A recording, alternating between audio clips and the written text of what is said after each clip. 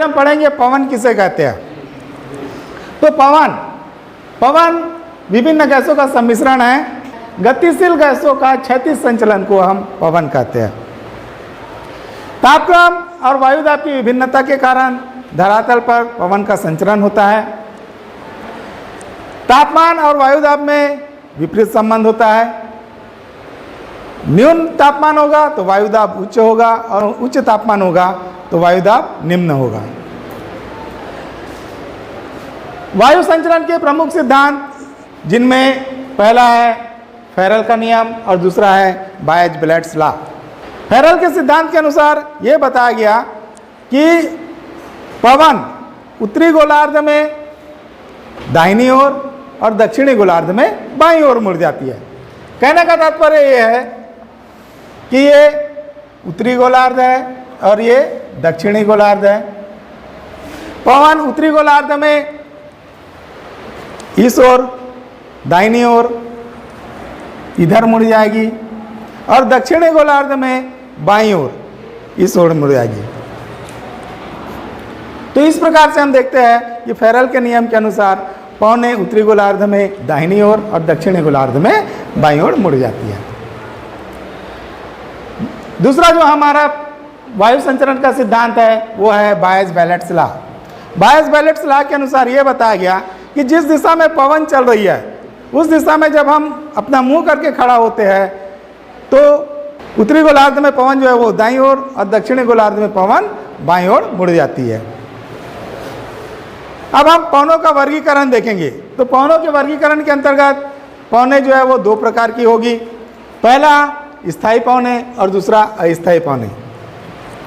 स्थायी पवनें वे होती है जो वर्ष भर एक ही दिशा में चलती है, जिसको अपन स्थायी पवनें कहते हैं। स्थायी पवनों के अंतर्गत पहला डोलड्रम्स, जिसे हम शांत पेटी भी कहते हैं, और दूसरा है व्यापारिक पवनें और तीसरा है पछुआ पवनें। अब हम ये तीनों का अध्ययन करेंगे चित्र के माध्यम से। डोलड्रम्स, व्यापारिक पवनें और पछुआ पवनें, इनको समझने का प्रयास करेंगे।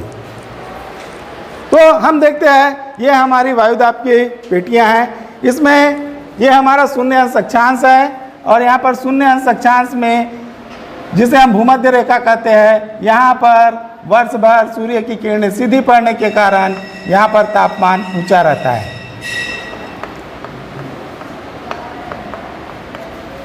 ये शून्य अंश अक्षांश है, यहाँ हमारा सूर्य है और इस सूर्य की किरणें जो है वर्ष भर सीधी चलने के कारण ये जो हमारा भूमध्य रेखा का क्षेत्र है, इस भूमध्य रेखा के क्षेत्र में वर्ष भर तापमान ऊंचा पाया जाता है। तापमान ऊंचा होने के कारण यहाँ पर न्यून वायुदाब पाया जाता है और न्यून वायुदाब के कारण यहाँ पर ऊष्मा का संचार और पवन का जो प्रवाह होता है वो ऊर्ध्वाधर होता है, इस प्रकार से होता है। और यहाँ पर हवाएं शांत होती है, इसलिए इस क्षेत्र को शांत पेटी या डोलड्रम्स के नाम से जानते हैं। 5 अंश उत्तर से लेकर के 30 से 35 अंश अक्षांश में जो पवनें चलती है उसे हम व्यापारिक पवन के नाम से जानते हैं। तो ये हमारा 5 अंश से लेकर के 30 से 35 अंश और इधर 5 अंश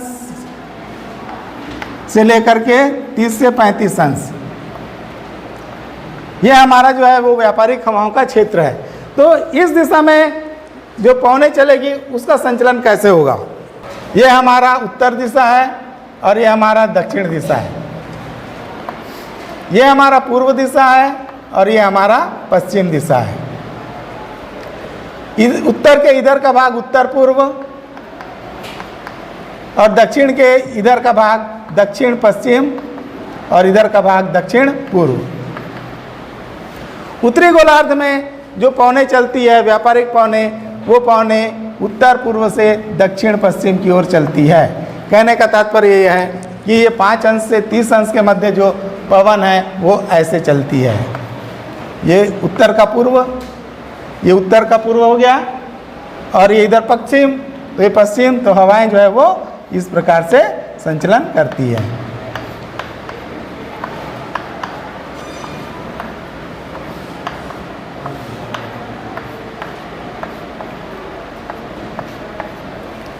दक्षिण गोलार्ध में यही पवनें दक्षिण पूर्व से उत्तर पश्चिम की ओर प्रवाहित होती है। इन हवाओं की दिशा इस प्रकार होती है। तो इसे हम चित्र के माध्यम से इस प्रकार समझ सकते हैं कि दक्षिणी गोलार्ध में दक्षिण पूर्व से पवनें इस प्रकार से चलती है।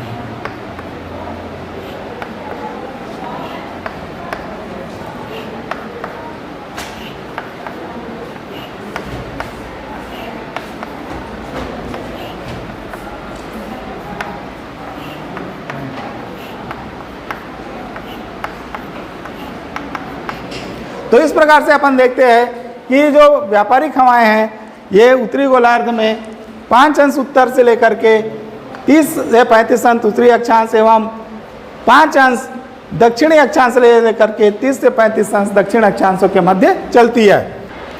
व्यापारिक पवनें वे पवनें हैं जो साल भर एक ही दिशा में निरंतर चलती रहती है, जिसके कारण व्यापारियों को पालयुक्त नाव चलाने में मदद मिलती थी, इसलिए इस पवन का नाम व्यापारिक पवन रखा गया। अब हम पढ़ेंगे दूसरा प्रति व्यापारिक हवाएं। प्रति व्यापारिक हवाएं इसकी दिशा कैसी होती है? तो प्रति व्यापारिक हवाओं की दिशा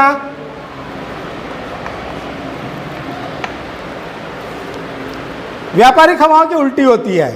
कहने का तात्पर्य यह है कि ये हवाएं जो है वो ऐसी चलेगी। कहने का मतलब ये है कि ये हवाएं ऐसी चलेगी, इधर दक्षिण और इधर दक्षिण का पश्चिमी भाग, है ना। तो ये क्या हो गया? दक्षिण पश्चिम, दक्षिण पश्चिम, ये उत्तर, इसका भाग पूर्व, है ना। तो प्रति व्यापारिक हवाएं उत्तरी गोलार्ध में दक्षिण पश्चिम से उत्तर पूर्व की ओर चला करती है। तो ये दक्षिण पश्चिम से उत्तर पूर्व की ओर जो हवा चलती है इसे हम प्रति व्यापारिक हवाएं कहते हैं। यही हवाएं दक्षिणी गोलार्ध में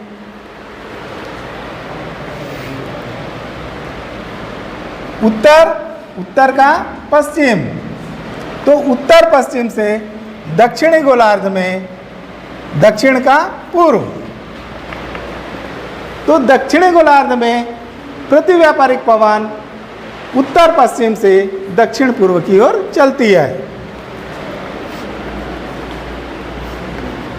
इस प्रकार से प्रति व्यापारिक हवाएं उत्तर पश्चिम से दक्षिण पूर्व की ओर चलती है। ये प्रति व्यापारिक हवाएं जब 40 अंश के आसपास जब गुजरती है तो इसको गरजते 40 के नाम से जाना जाता है। 50 अंश के आसपास जब पहुंचती है तो इसको भयंकर 50 के नाम से जाना जाता है, और जब 60 अंश के आसपास पहुंचती है तो इसे चिखती 60 के नाम से जाना जाता है। इसके बाद हम जो तीसरी हवा है वो है ध्रुवीय पवन। ये जो ध्रुवीय पवन है, ये पवन जो है वो 90 अंश उत्तर एवं दक्षिण से उप ध्रुवीय न्यून वायुदाब की ओर पवन चला करती है। तो इसकी दिशा जो है वो उत्तरी गोलार्ध में उत्तर पूर्व से दक्षिण पश्चिम और दक्षिणी गोलार्ध में दक्षिण पूर्व से उत्तर पश्चिम की ओर होती है।